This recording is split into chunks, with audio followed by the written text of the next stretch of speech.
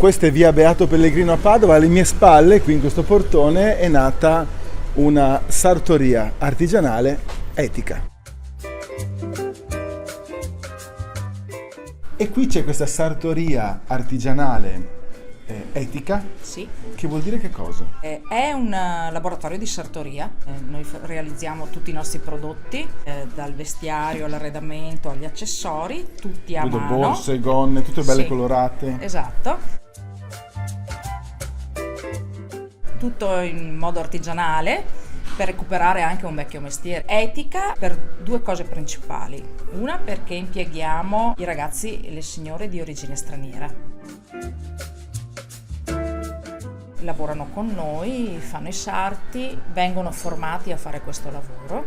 L'altra cosa è perché noi utilizziamo tutti i tessuti di alta qualità, sia nella stoffa africana, wax, sia in tutti gli altri tessuti che noi usiamo, le ecopelli, quindi la sostenibilità anche ecologica.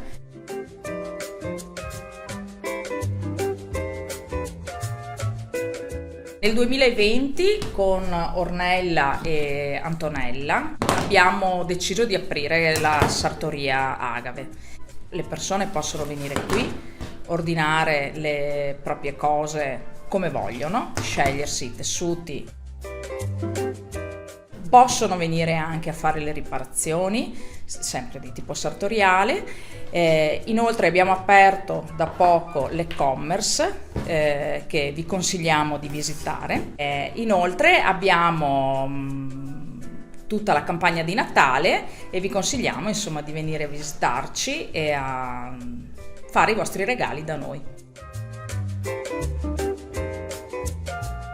Stai lavorando su questo bellissimo blu e verde. Cosa ci fate con queste?